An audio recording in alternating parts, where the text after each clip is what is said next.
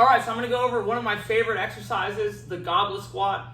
This is a great tool, especially if you haven't lifted before, or if you feel like your squat form's a little iffy on your back squat or your front squat, or you got problems with pain and joint discomfort and stuff like that.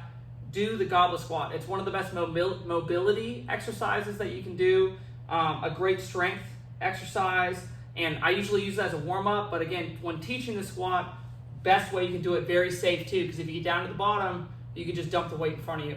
And something about loading the weight in front of your body really helps people drop deeper into the squat while keeping their torso a little bit more upright so they can get maximal knee and hip bend, which is very important. So if you're going to use a kettlebell when you're doing it, you would do what's called grabbing it by the horns right here. It's very important that you try to keep your elbows under your wrists so you're not holding it with your shoulders and your chest so much. You can kind of relax your arms a little bit more, okay? If you're doing it with a dumbbell, same thing.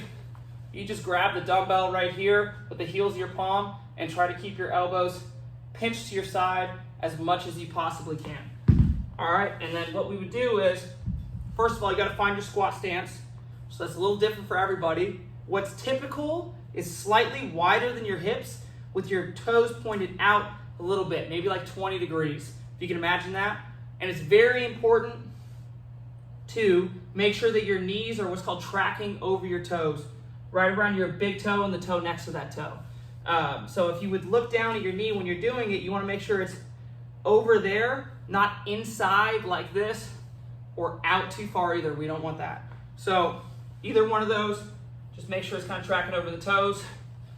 You would grab the weight, bend your knees and hips simultaneously as you kind of drive your hips back a bit and your knees out, and try to keep your torso as upright as possible. You're gonna go as deep as you possibly can without relaxing your back, and then drive back up, okay? Looking at it from the side, knees and hips bend at the same time, hips back, knees out, stay upright, keep the core tight. Get as deep as you possibly can, again, without relaxing like this, but we stay nice and extended, reaching through the top of the head, and then drive back up. And I would suggest, pretty much always, doing it with a nice slow tempo on the way down, pausing for a little bit at the bottom, gaining control of that end range of motion, and then driving back up from there. And that is the Goblet Squat.